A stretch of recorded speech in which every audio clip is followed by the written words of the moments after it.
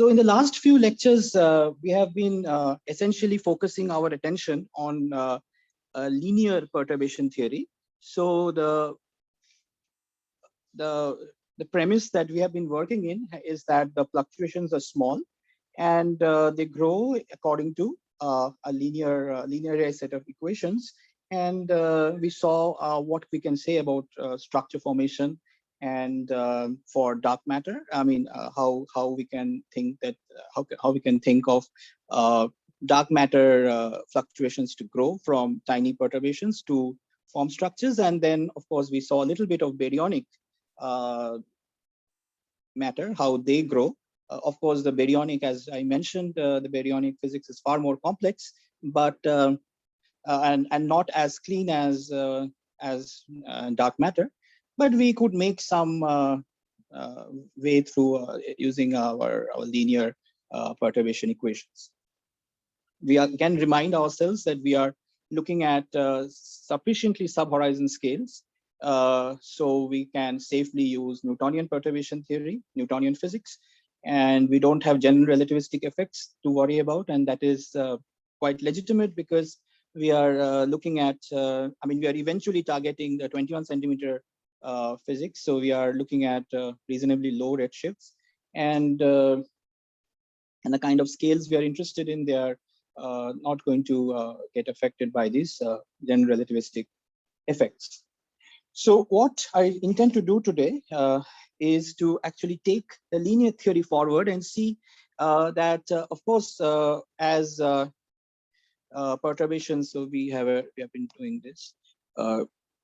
We have defined power spectrum and all, but the question is, of course, when perturbations grow at some point of time, they will not remain small. The overdensity field will become order unity, and then you can clearly understand that our linear equations will not work. Linearized set of equations will not suffice. So we have to actually move on to nonlinear theory. And of course, I mean, the best way to tackle that is just putting the equations, the nonlinear equations in a computer, and through simulations get to the full thing.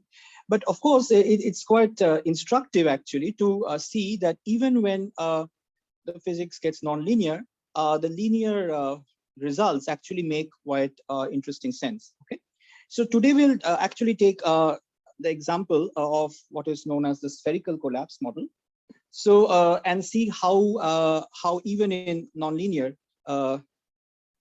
regimes you have the usefulness of the linear theory. Okay, so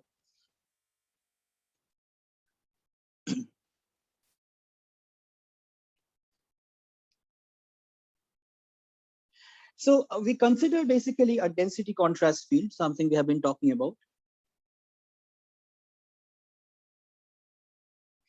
And look at it some initial time, say we call that initial time t0, and we are interested in, of course, the evolution of this. Now, the density contrast will divide, let's say, into regions which are overdense and underdense, right? So since the mean is 0, there will be overdense regions and underdense regions. So we would expect the overdense regions to collapse under local gravity and from gravitationally bound objects. So the self-gravity of this local mass distribution will work against the expansion of the universe, slowing it down.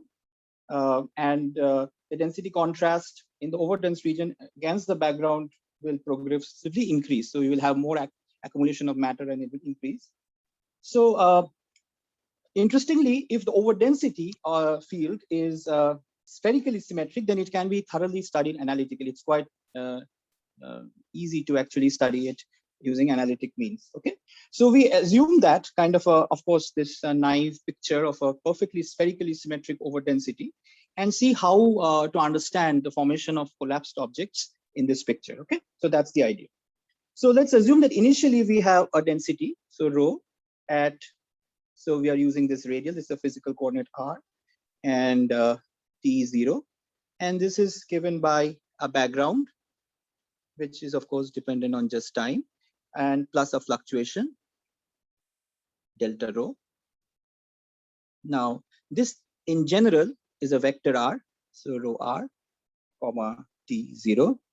Now, spherical symmetry or spherical, the model that we are studying, spherical collapse. So there the assumption is that this delta rho, this will be just a function of r. Okay. So at t equals to 0 is just this. So instead of the vector r, we are using this r. So there's no angular dependence. It's perfectly symmetric on the sphere. So this is our picture. Okay. So there's an overdense, a spherically symmetric overdense region, and the universe, the background universe, has a density rho b, and it's expanding. And the universe is expanding, and we want to study what happens to this, to the mass which is distributed in this manner. Okay, so that's the picture. So we will apply Newtonian mechanics, very simple Newtonian mechanics to understand this. So, so what we do is we consider a shell of particles. So since there is spherical symmetry, we'll look at a shell of particles at a distance r, and we'll just write the Newton's equations. So let's do that. So there's gravity at play. So so this r is of course a physical coordinate. So we have d2r dt square equals to minus g m by r square. The m is the mass which is inside that shell. So that is going to be responsible for the force. And this is the simple Newton's law. Now, this mass, let's write this down. So this will be rho at t equals to 0. So we have considering a shell, and the mass contained inside the shell, which is responsible for its acceleration, is basically rho background at t equals to 0, of course, times 4/3 pi r naught. This is at r naught cube. And then we write in, so this is the plus 1 plus, we write this as delta 0 bar. Now, what is this delta 0 bar?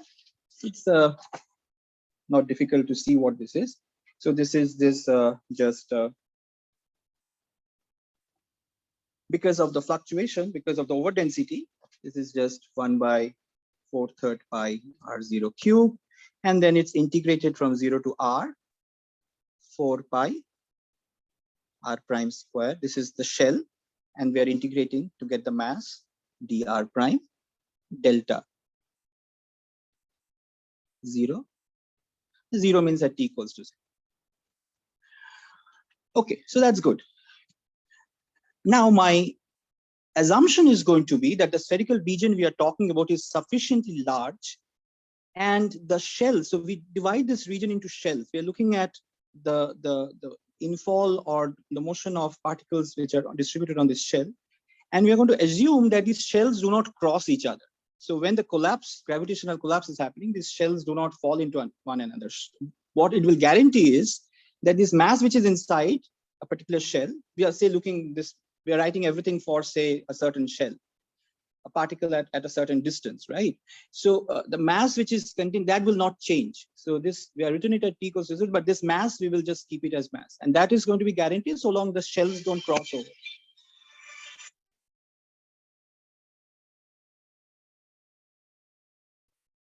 So given that assumption, so that's a very important assumption. So keep that in mind. So now it's basically we are trying to look at this equation and trying to solve it in a background universe which is expanding. So good. So pretty straightforward. So if you do the first integral of this equation, you see what we have. We're just going to get a constant of integration. So you have half r dot square minus g m by r equals to some constant, which for obvious reasons we write as E, because you know this is basically conservation of energy. And please mind you that this m will be a constant because we are not allowing for these shells to cross each other. That's an important assumption which sometimes people skip. Good. Now let us basically study what's happening in this picture. So we have an overdensity. And what will be the tendency of the overdensity? The tendency of this overdensity would be to draw the particles towards the center, right? So accrete. Now the point is the universe is also expanding. Now if the overdensity is very small, so let us look at very small time. So at very early, let's assume that this density, overdensity is very small. So we just give a little spherically symmetric bump, to the density field. And what we expect is that the density field, the universe will still continue. The particles will still continue to expand according to the Hubble's law, right? Because you have just given a little over density, it's very small. So particles which are sitting on the shell, they would be dragged along, they would be expanding just according to the Hubble's law. So at very early times, we would expect an expansion because of the Hubble expansion, because of the underlying expansion of space. Great. So we can immediately see at that early time, we can write. So we want to write this expression for this energy, which is conserved. So we can write it at any time, but we want to write it at very early times when the motion is essentially governed by Hubble expansion. Okay, so that we can write. And so what do we have? We have this r dot 0, right? That will be basically h at t equals to 0, which I write h0 times r at 0. And the kinetic energy k0 will be just then half r dot 0 square, which is half h0 square r0 square. So that's the kinetic energy. So we can also write the potential energy. So the magnitude of the potential energy is minus gm by r0. Now this we just substitute, we put the m, and what we have g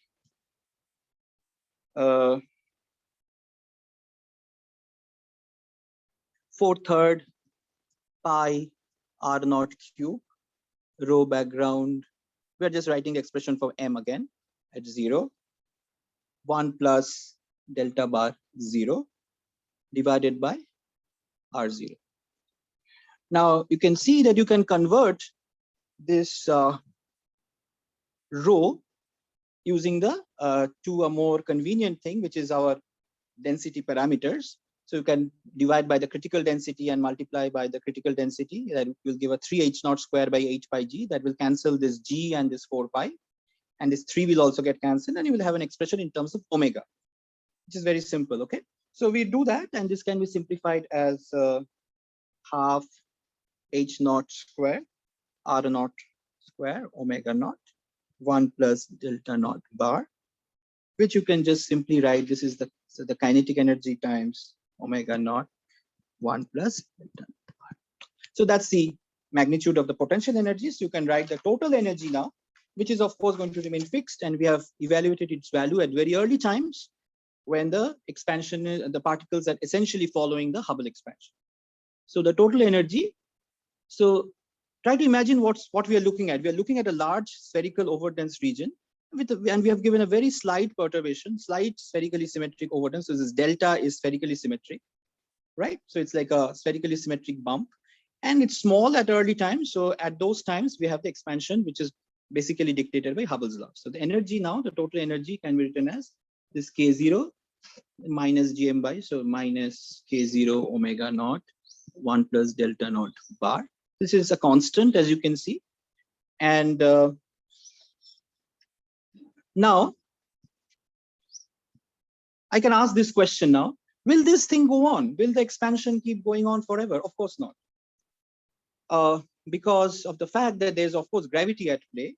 So it's like, you know, if you think of this, that you have Earth and you throw a particle away from Earth, so it goes up, right? It just goes up for a while, and then there's a turnaround and it starts coming back.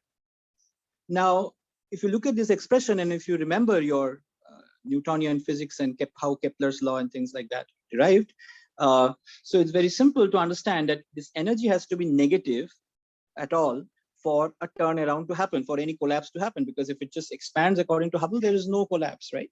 So for a collapse to happen, this E has to be negative, and we can see why. Because if you write down the expression for half r dot square, which is E plus Gm by r, unless this E equals to some negative number, there's no chance of this becoming 0, right? So this r dot will never be 0. And if r dot is not going to be 0, there's no chance of it coming back, right? It has to reach a point where it reaches rest and then it turns.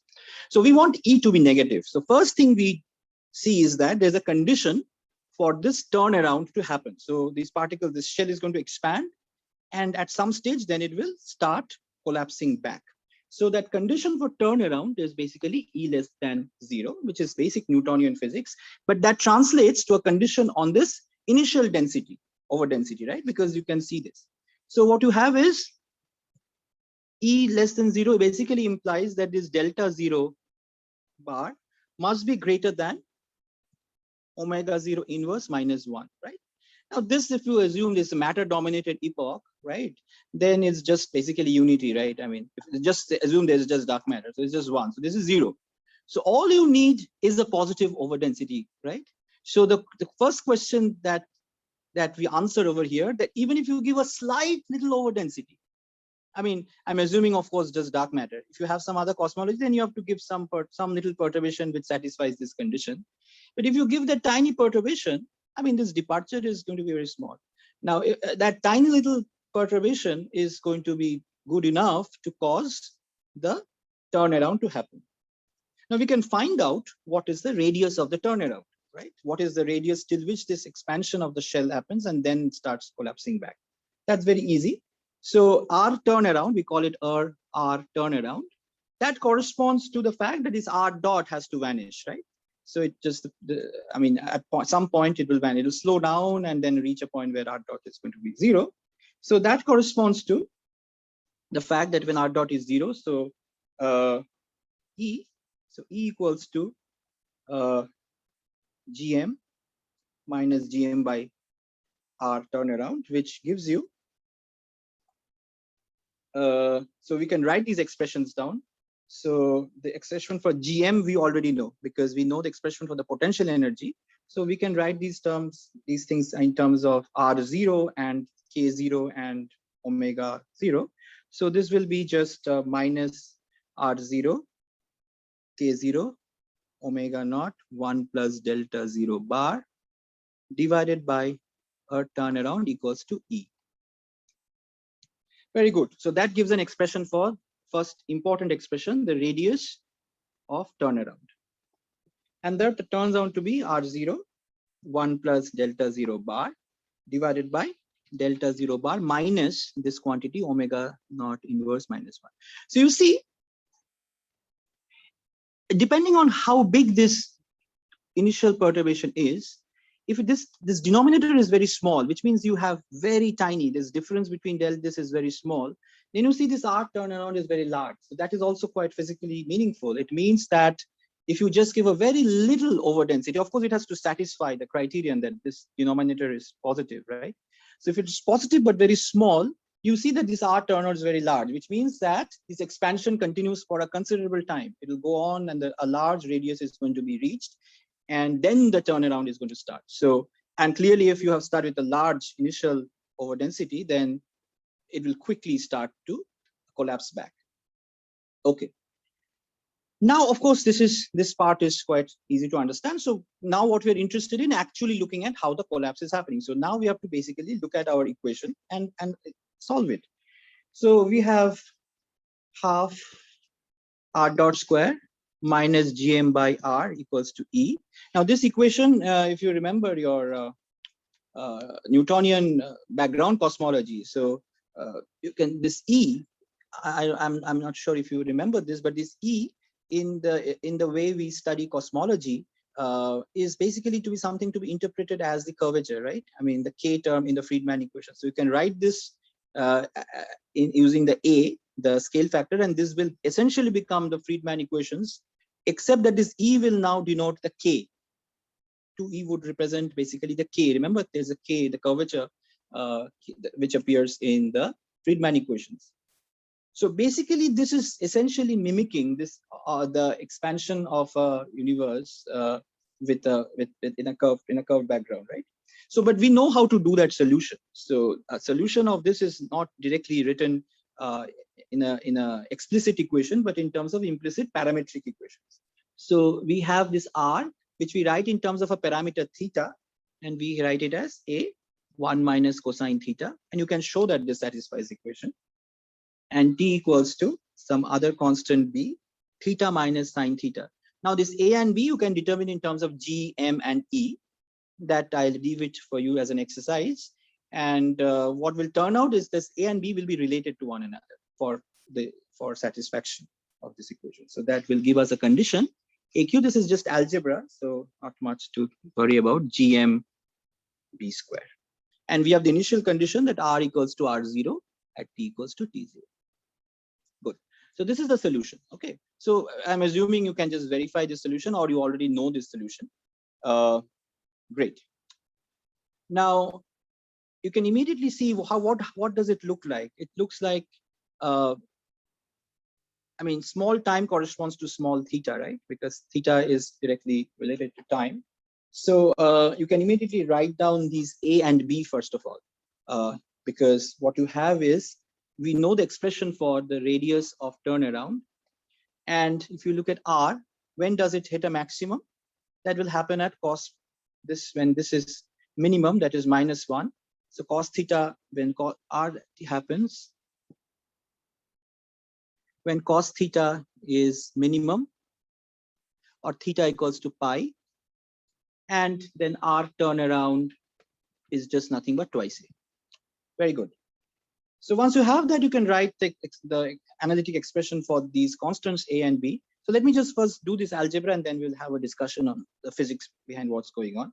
So this A is then given by, so we just substitute the expression for R turnaround, which we had derived earlier.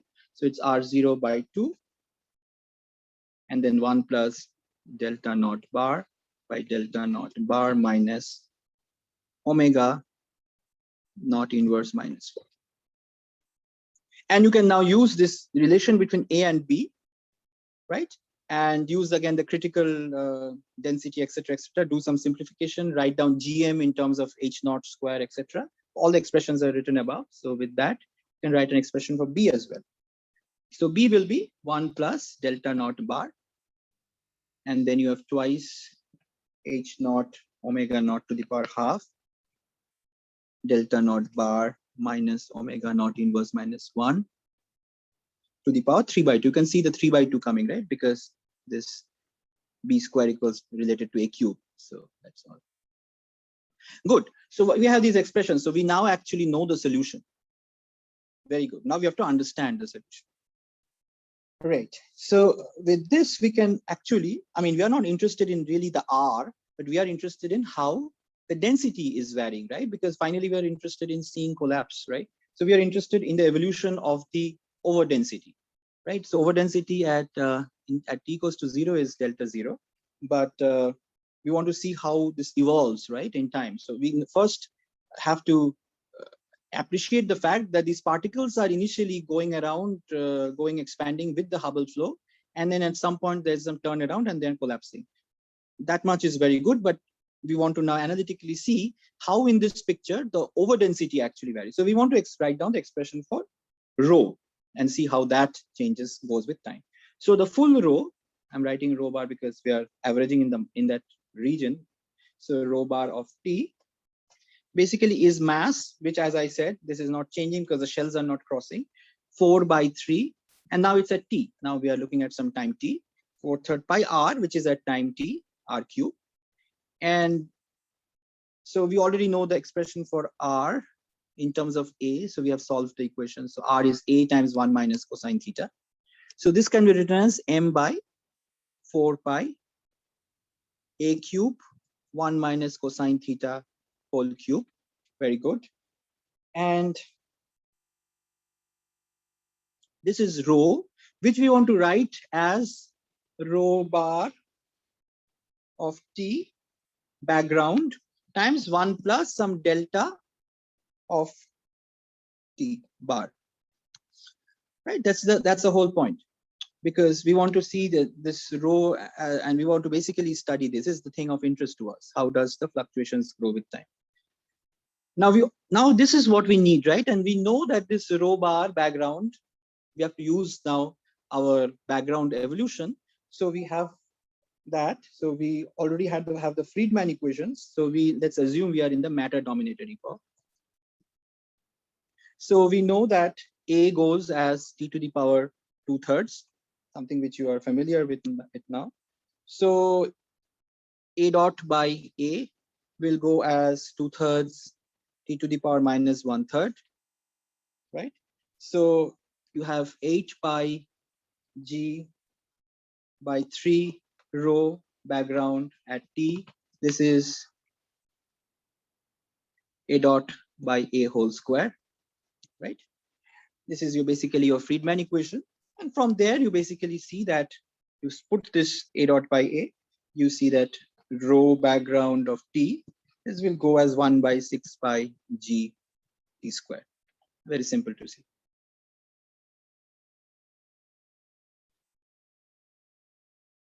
Let's assume it's just matter dominated epoch, okay?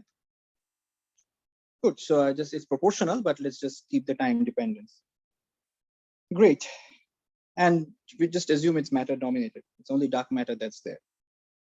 So, and there we have nothing else really. So with that, now we have an equation. So we have 3m 4 pi a cube 1 minus cosine theta cube equals to, now this t we know the solution. T is b times t minus sine theta minus sine theta. So we can substitute that. So we have 1 by 6 pi g, and instead of t square, we write b square theta minus sine theta whole square. And then you have this term 1 plus delta bar of t. From delta bar 0, we are now writing. This is the equation at time t equals to t. So if you just put now a cube equals to 6gb square, all that simplification you do, and the expression for m you know. So all that if you substitute, it's not very difficult, just a few lines of algebra. What you get is an expression. So the thing that we are looking at. So delta as a function of t. This is basically going to be, actually it's not in function of t, it will be in function in terms of theta, but theta is a function of t. So it will be 9 by 2 theta. I can see it's just directly from here. Theta minus sine theta whole square by 1 minus cos theta whole cube minus 1. That's 1 plus delta, and this 1 we take on the other side. Very good. This is the most important result. Now, we have not used any linearization, anything over here as of now. So this is an entirely, other than spherical symmetry and other than shell avoidance of any shell crossing and pure matter dominant epoch, these are the only three things that we have, and then this is an accurate result. Okay, so there's no nothing approximate about it. So this is actually a nonlinear evolution. Okay, so if we know what happens with this, we will actually understand how the nonlinear thing is happening. Very good. Now what we are interested in, we already know from our structure formation, the entire thing that we studied for the last couple of, we already know how in matter dominated epoch, we know how density fluctuations evolve in a linear theory. That we know, we have already seen it. So the delta grows as a, right, in the matter dominated epoch. So let's see if we can actually get it from, because this is the true result. So from here, under that, linear approximation should actually show up at least. So when should the linear result should come from here at small theta.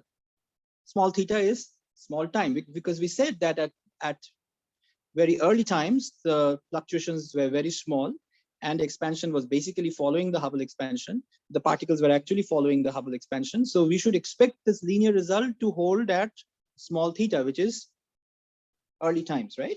So let's actually do that. Let's do this theta approximation of small theta. So what we shall do is we will make these assumptions. So we will take sine theta and we'll keep up to say 1 or 2 terms. And so let's actually use this. So theta minus sine theta, this we take the approximate form, theta cube by 6, 1 minus 6 theta square by 5 factorial, and 1 minus cosine theta. This we take as theta square by 2, 1 minus 2 theta square by 4 factorial. So if you put this over here, you will see there will be a lot of cancellations. So let me show that. So this delta will be, I think, let's see, what is the expression? 9 by 2. So 9 by 2 9 by 2 theta minus sine. So theta 6 by 36 minus 1 minus theta square, 6 theta square by 5 factorial. And in the denominator, you have theta 6 by 8, 1 minus theta square, 2 theta square by 4 factorial, cube minus 1. So you take the denominator, do the binomial theorem. So you will have this, and this is now delta equals to 1 minus 12 theta square. Let me see, 12. Yeah, so there are a lot of kinds of 9, 4, 4, 2, this 8 cancels, so everything cancels. So 1 minus 12 theta square by 5 factorial, 1 plus 6 theta square by 4 factorial, minus 1. And if you do the simplification and avoid higher order terms, you will just get, this is 3 theta square by 20. I leave that simple. This 1 will subtract this 1. So that's very good. So we have delta linear. This is the linear, is equals to 3 theta square by 20. But we know how t varies. So we know t goes as b times theta minus sine theta, and theta minus sine theta is theta cube by 6. So we can immediately see that delta linear goes as 3 by 20. If you substitute theta, you get 6t by b to the power 2/3. Now that's very good. That's very good because you have some constant, but what we have achieved is that delta linear goes as t to the power 2 by 3, which is basically a goes as t to the power 2 by 3. So delta linear grows as a. So which is exactly what we want. So this matches perfectly well.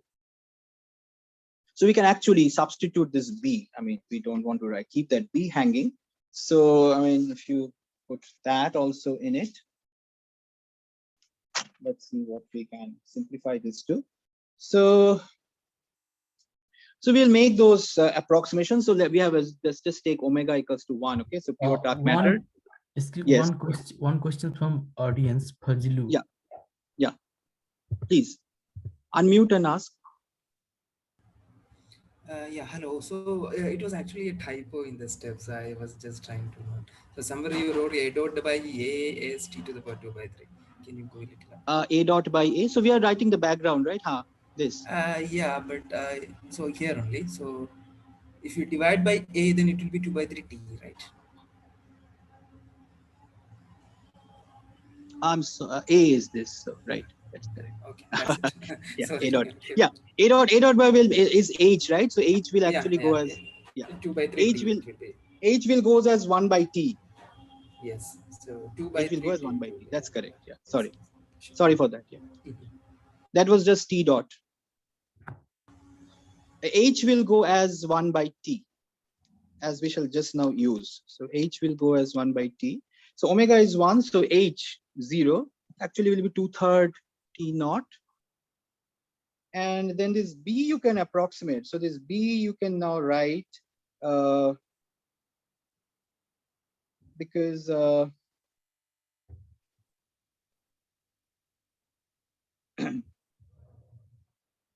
so there's an expression for t, right? So the t. So with that expression for t, right, where is t is theta minus, where did I write that? Somewhere here. Wait, let me say, find the expression for t. Right, so this is b, and your time goes as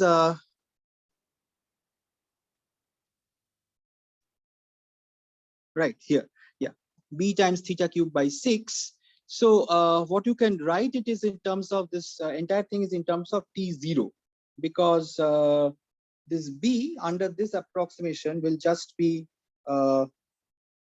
if you substitute, let me write the expression again so that I can solve. So b was 1 plus delta naught bar, and divided by 2 h naught omega naught half delta naught r minus omega naught inverse minus 1, right?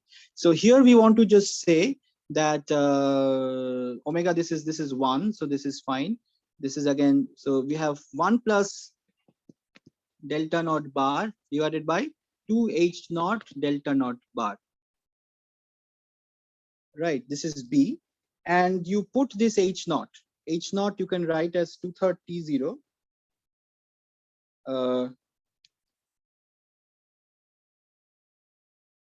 B expression, is it correct? Let me see the expression for B. There was, I think, there's a 3/2, sorry, that's what I missed. B has a 3/2. This has a 3/2. Great. So this is delta to the power 3/2, and h naught you write as 2/3 T naught.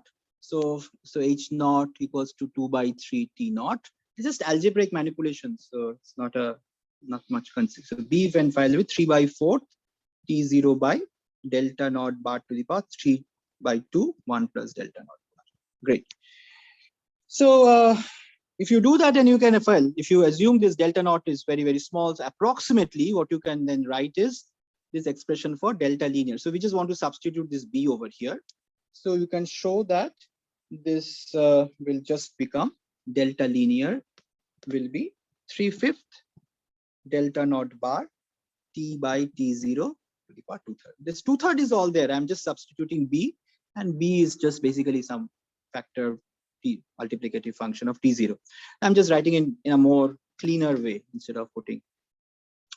Great. So this is well known, right? The delta linear should go as T to the power 2/3. So that is achieved. But there is a issue over here. The issue here is that if you look at the actual nonlinear evolution, which we have actually derived, the actual expression. So we know how, this one. This you can see that at theta equals to pi, if you really evaluate, right, which is the point of turnaround, you will see that this nonlinear at theta equals to pi, what will it be? Let's actually compute these numbers. So the actual over density, this is linear, right? So the actual delta nonlinear at theta equals to pi, which is the turnaround, this will be, if you just put theta equals to pi in that expression, you will get something like 4.6. So you see, this is actually very large. So now you know one thing for sure, that once the density peak actually reaches something very close to 4.5, then the collapse starts happening, right? So that's the first thing that you know in a matter dominated background. So this is something which is the first thing, and it's completely nonlinear. You see, this is 4.6. Now, it turns out that if you did not know that this nonlinear theory is actually at play, but if you just used our perturbation theory results from the last few classes and used your linear theory, so you use this linear theory, which is something that we derived and which matches exactly with what we have been doing in the last few classes. So the linear theory prediction. So what does the linear extrapolated? So we know that the density field has become nonlinear at turnaround. It is 4.6. Over density is 4.6, very high, much greater than unity. But if we extrapolate delta linear, and if you extrapolate delta linear, then what would happen? You would just have to take the expression for delta linear in terms of theta and put theta equals to, so we have that expression.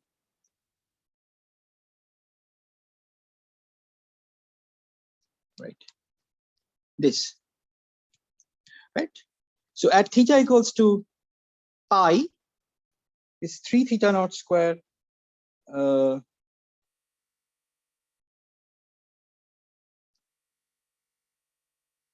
will be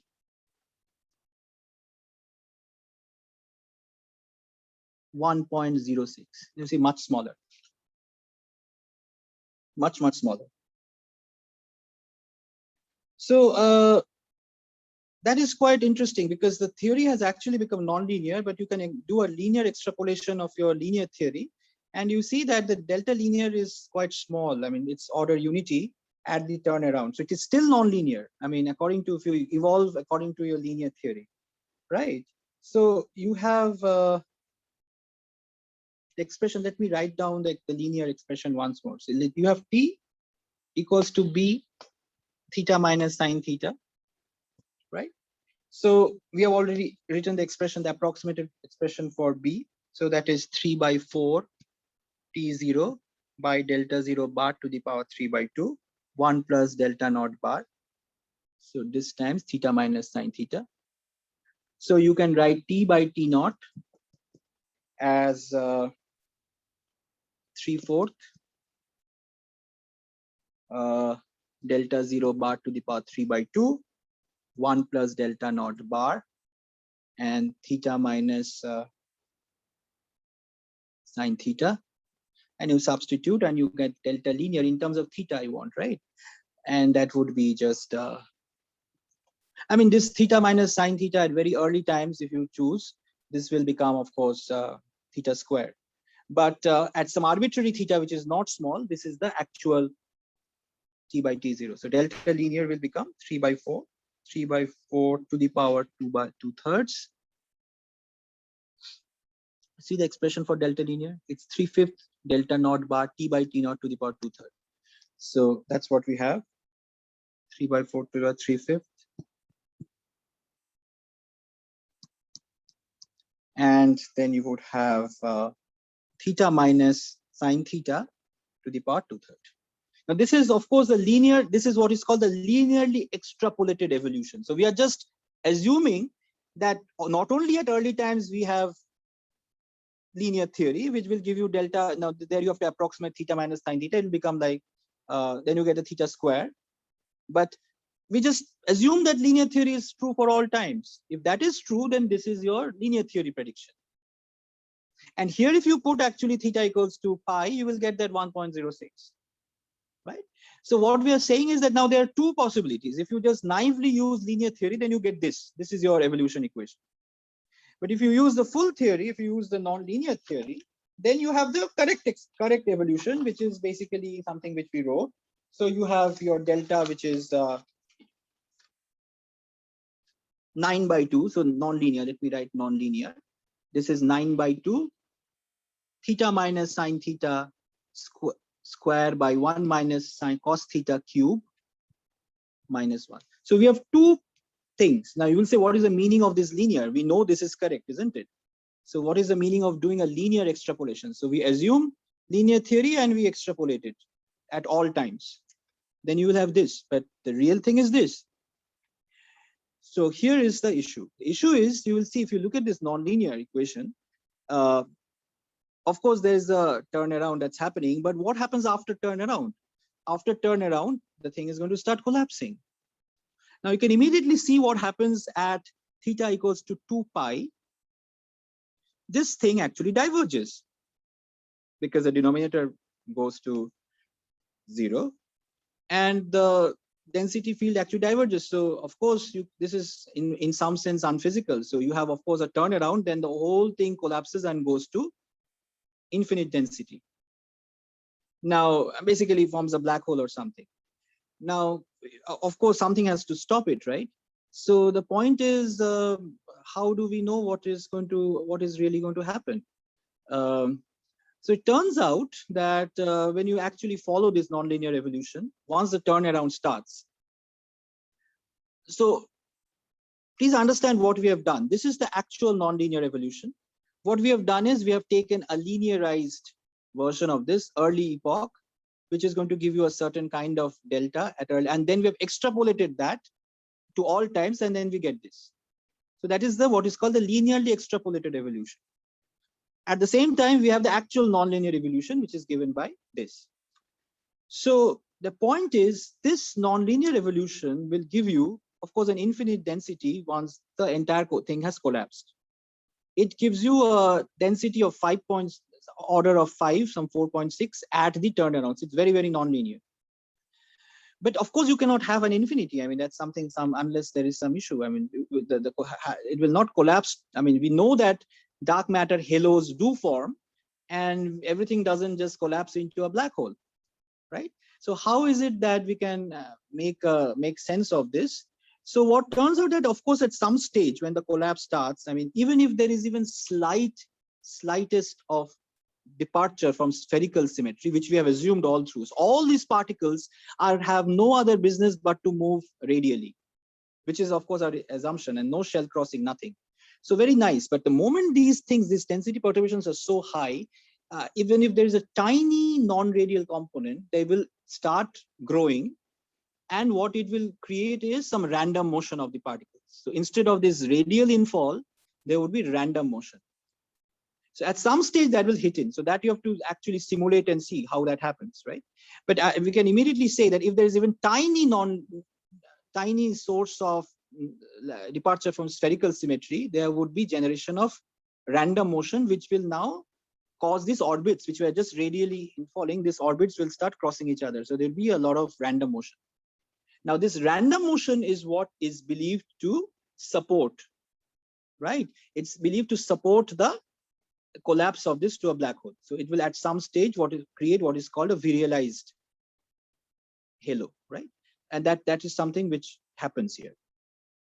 But if you see the linear evolution theory, I mean the linearly extrapolated, you see this has no divergence really, right?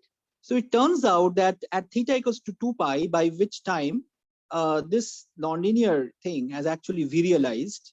In fact, if you see when does it virialize, that will turn out to be at around theta equals 2 pi. But of course, if you naively put theta equals 2 pi, this delta nonlinear will diverge. But when you put this theta equals to 2 pi, where the nonlinear physics gives you some nonsense answer, because you are not really taking into account the fact that there's actually going to be random motion which will virialize the structure. The delta linear theory actually is going to give you a finite number. So what it will give you is the delta linear, this is very important, delta linear at theta equals to 2 pi if you compute. So that will just be, you put theta equals 2 pi in that expression, in this expression for delta the linearly extrapolated, that will give you something like 1.68.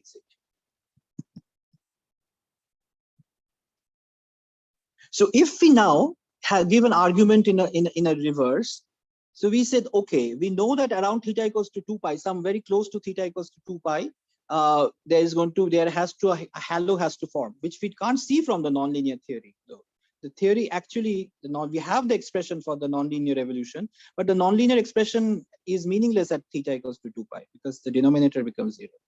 But we have the linearly extrapolated theory, and which is not so strongly nonlinear. And what we can see is that the time around which we expect the halo to form, which is theta equals to 2 pi, this delta linear is actually having this value 1.68.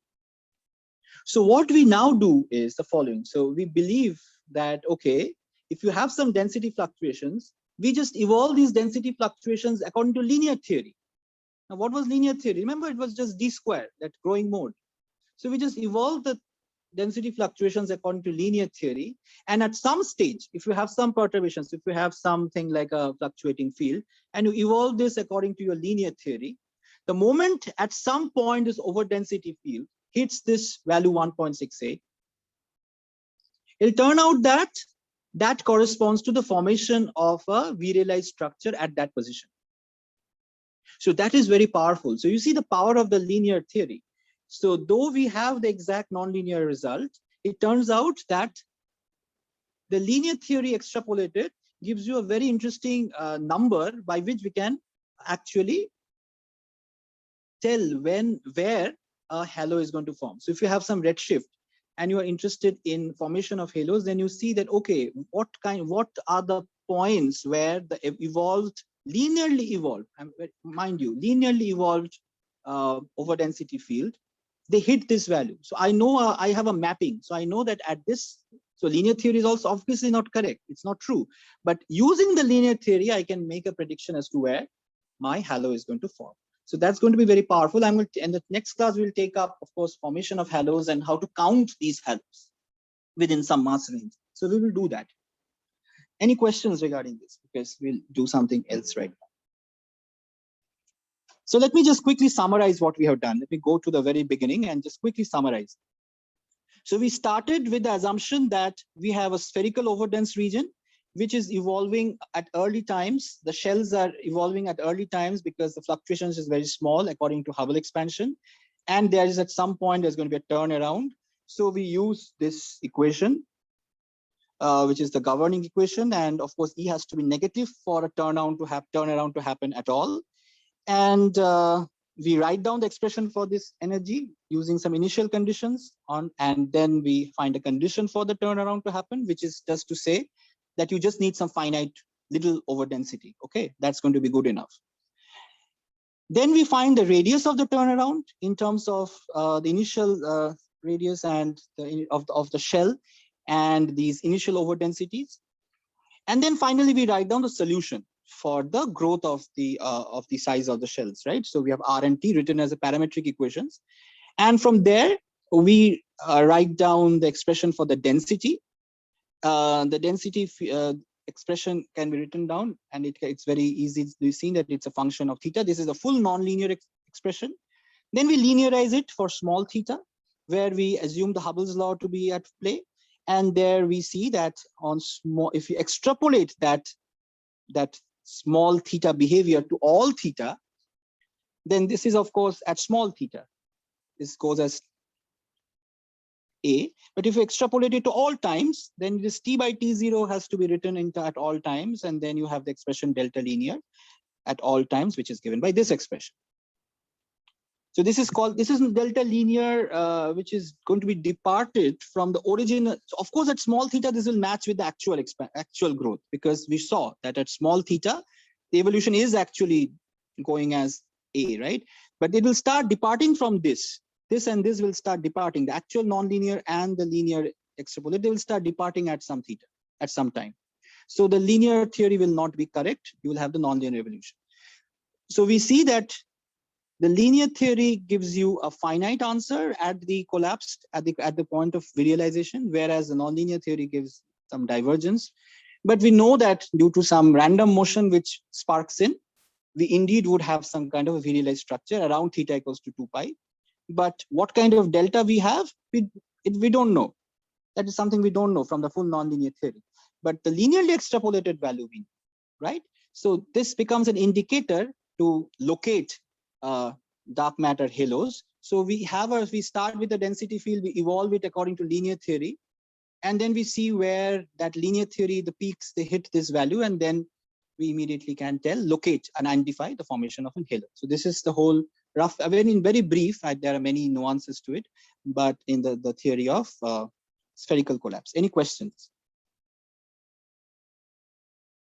Yes, sir. I have a question.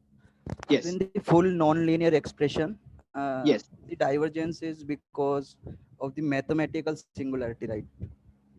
We have not incorporated the fact that at some stage spherical symmetry will not be there. This is assuming that no matter how nonlinear the densities become, 5.6, right, at the turnaround. I mean, at those high values, I mean, the motion of these particles, even if there would be tiny, it's unphysical. Let me put it in simple terms, because there would be some lack of little departure from spherical symmetry. They will also grow and they will create all these kind of random motions, right? And this so there will be at some stage because of velocities, right? Non-radial velocities, correct. So they will create any non-radial motion will create all these particles will no longer move in nice collapsing shells. They will just, the orbits will just cross each other and create. So this orbit crossing of these dark matter particles actually manifests as something like a pressure gradient. So for baryons, it is basically the pressure is generated through collisions, right? But dark matter, because of there is no pressure, but because of these orbits which are crossing each other, it will actually manifest itself as something like a pressure. So it will actually oppose the collapse. And at some stage, you will see that there's an equilibrium and a virialized structure will form. So gravitation collapse will stop. Otherwise, they will all end up to a black hole. In linear theory, yes. Yeah. Yes. Sir, in linear theory, divergence of this density fluctuation is considered to be zero, right? No, what do you mean by divergence? No. What do you mean by divergence zero? What I didn't understand. If Linear we consider theory? Fourier, if you just consider the linearly extrapolated and theory, this is the linearly extrapolated evolution. So we assume it at early times to be linear, and then we say, let it be linear all through. So then you will get this to be the delta. So it's like the linear theory extrapolated at all times. Then you get this. And then you see that at theta equals to 2 pi, you get a finite number for delta linear. So of course, this number is not going to be realized because linear theory is not at work, but it allows you in your computation to recognize where a halo has formed. So you mathematically use this linearly extrapolated theory to basically identify where a halo has formed, because you can't really use the nonlinear expression. This linear theory gives you a hand, gives you a technique to locate halos, because you can nicely take a density field, evolve it according to linear theory, see whether it hits 1.6 and that number, and you call that, here we have a halo. It gives you an identification tool. Of course, this linear theory is not how the evolution is actually taking place, but it gives you an identification tool. That's the importance of this. Does that answer your question? Sir.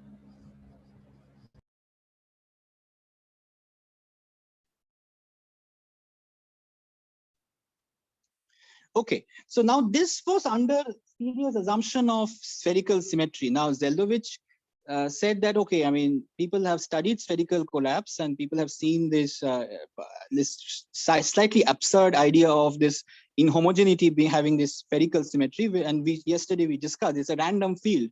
So it would have all sorts of randomness, right? I mean, how do you expect it to be spherically symmetric? So there's no reason to believe that there's going to be spherical symmetry. So Zeldovich gave another way to look at evolution, which is also known as quasi-linear analysis. So taking the linear theory and then again pushing it as much as we can up to nonlinearity. So almost close to nonlinear situations, right? So quasi-linear, we go to situations where almost becoming nonlinear, severely nonlinear, and extrapolating it. Here you see we are extrapolating linear theory, which is of some importance. So Zeldovich did it, but he did not assume any spherical. In fact, he was saying that it's strictly not spherically symmetric. So we have a completely random density field now, and it's again collapsing. So that was Zeldovich's sort of his 1969 paper. So very famous, which is now known as the Zeldovich approximation. Very small paper, and he made this crucial understanding as to we can just look at linear theory results and see how much we can push it and see what consequences we can draw from. So let's do that. And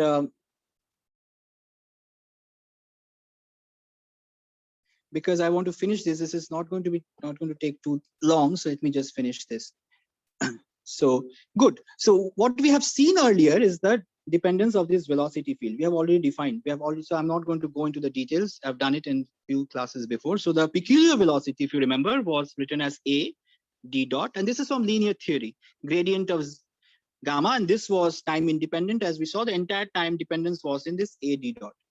We also mentioned that the deltas grow as A in the matter dominated epoch. So D, so basically this D is growing as A.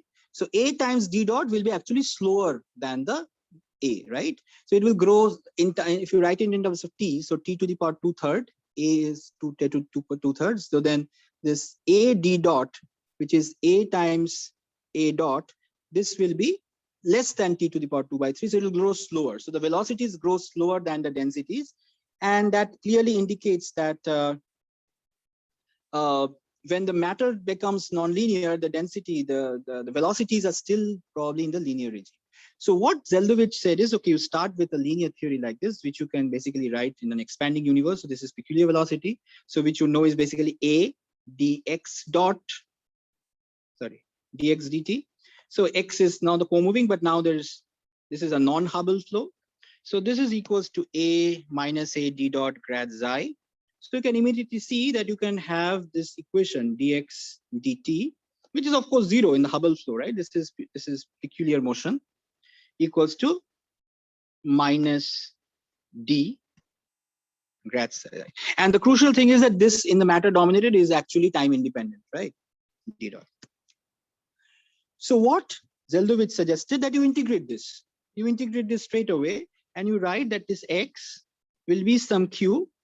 These are the co-moving coordinates q, and this is some initial coordinate minus d grad psi. So this was his starting ansatz, and basically extrapolation of linear theory. But he said that you take this, and what you do, you start with initial coordinates of the particles and keep evolving them by just doing this constantly. So you just keep you're just shifting the particles using this transformation. So that was Zeldovich's idea. So he's saying that you keep moving these particles following this rule, where D is the growing mode of density fluctuations, and this, you know, has got to do with the gravitational potential. So I'm writing a D plus. So if you write it, of course, in components, so this is some X alpha will be Q alpha minus D plus del xi del X alpha. Very good. And then what Zeldovich was interested is in collapse. So he looked at a bunch of particles in the region and said, okay, if the particles, the coordinates of the particles are getting mapped from one point to another using this transformation. So he's seeing this as a transformation of coordinates. So then you can use that fact that the number of particles will, of course, be conserved. They are just getting re-coordinatized according to this. So you would have some rho initial d cube q must be equals to rho final times d cube x, right? And then you know this is a coordinate transformation. So these volume elements would be related by the Jacobian of the transformation. So that's something which is very standard. So he was looking at this as basically taking coordinates and getting and sort of they are evolving, the same number of particles are there, but as if they are getting mapped to different other positions by a transformation.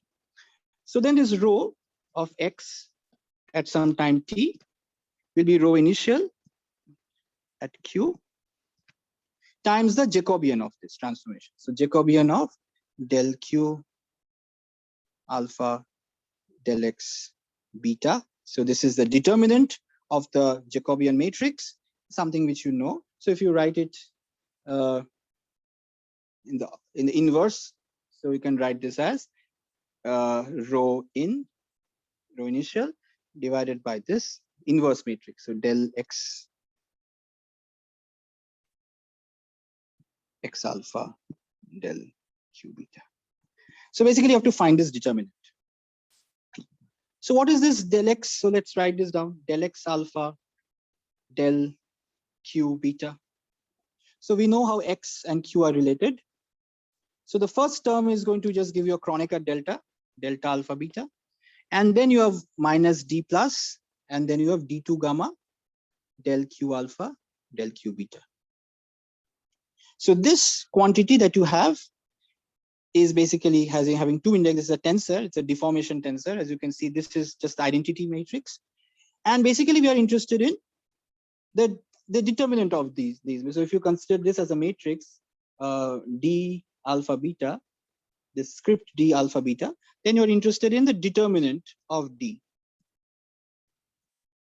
So of course, if you try to see that, the best way to find the determinant is to find the eigenvalues of this matrix, because the determinant will just be then the product of the eigenvalues. Okay, so that's very good. So let's say that this, what will be the form of the eigenvalues? Of course, this is the identity matrix. So the eigenvalues will be of the form 1 minus, this is just a time dependent object, d plus, and there will be three eigenvalues. We call this alpha, beta, and gamma. And Zeldovich makes a strong assertion. He said because of random inhomogeneities, there's no reason to believe that these things will be the same. There's not going to be the same of alpha, beta. So they will all be different. And he makes it a very important point in his paper. He said, I insist there is alpha, beta, and gamma. The fact that the probability of them being same is almost 0. So they will be different. So if they're different, you can actually arrange them according to what their values are. So let's assume, without loss of generality, that alpha is greater than beta, greater than gamma. And then the determinant is basically the product of these eigenvalues. So rho will be rho initial times 1 minus d plus alpha, 1 minus d plus beta, and 1 minus d plus gamma. So this was the Zeldovich's picture of how collapse of objects are happening. So you see, you start with some initial density, d plus is growing. Now, if alpha is largest, right? So when this denominator, say when 1 minus d plus alpha becomes 0, right? Or D plus is basically 1 by alpha, right? So since alpha is the largest, this will occur at the very beginning, right? So first you will see that this term, that 1 minus D plus alpha, this will go to 0 as D is growing. So once it goes to 0, what will happen? There's going to be divergence, it will collapse. So what Zeldovich says that as this D plus changes at some point of time in the alpha direction, in that direction of that eigenvalue alpha, this inhomogeneity will have a collapse. So in one direction, it will collapse, right? At the moment it collapses, it is basically going to form what is called a pancake, because from some sort of overdense region, in irregular inhomogeneities will now actually form a pancake-like shape, because in one direction it has collapsed. So the point is, of course, I mean that's actually something which is what is known as the formation of Zeldovich pancakes. You see how the collapse is taking place. But what turns out is that once it collapses, you would want the collapse to stop there, right? Because what do you want? Once it collapses to a pancake, then it should collapse to say a filament and then eventually to a point, right? But it turns out that if you actually carry this forward, because you're doing a linear analysis, right? These particles are still moving according to a linear equation. So even after the collapse happens, where you should actually stop, because now a collapsed object is expected to have formed, right? A pancake is expected to have formed. So you should stop that particles from further moving. But if you just keep on doing this linear analysis, what would happen is particles would cross, because they will keep moving. They'll cross through one another and again become something like a three-dimensional object. So that is what you would actually see if you just by brute force keep doing this forever, right? So that is the problem. So of course you cannot go on forever, but for times up to which you can do is before the formation of this first pancakes. You can actually, for a little while, you can use and almost, so that's why it's called quasi-linear approximation. So till the point it's becoming almost nonlinear, till the collapse is happening where it's already really diverging, you can still for a long time carry on with this approximation, take these initial positions, shift them using the Zeldovich approximation, find the new positions of the particle, again shift them to next time, and then you can do it for a while. In fact, this is what is, if you have heard the talks on simulations, this is exactly what is done at early times.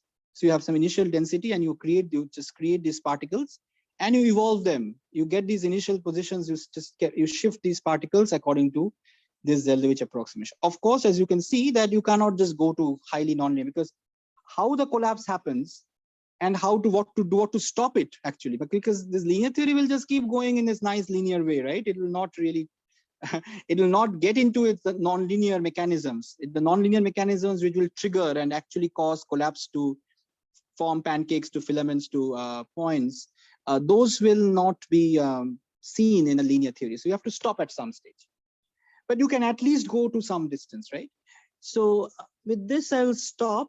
So what we saw today are two situations. One is, of course, spherical collapse, where the assumption was spherical symmetry. And again, we saw how the linear theory is sort of pushed to make some sense, even in strongly nonlinear regime.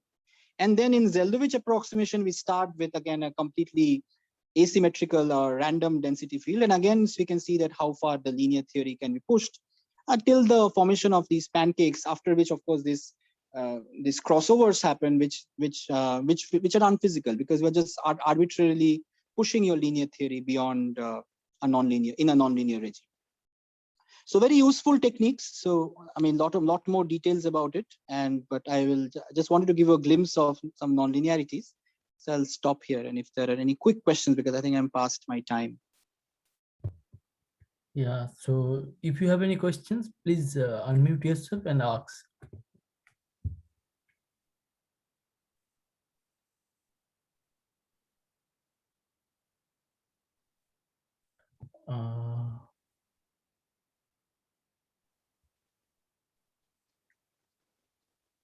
Okay, then I think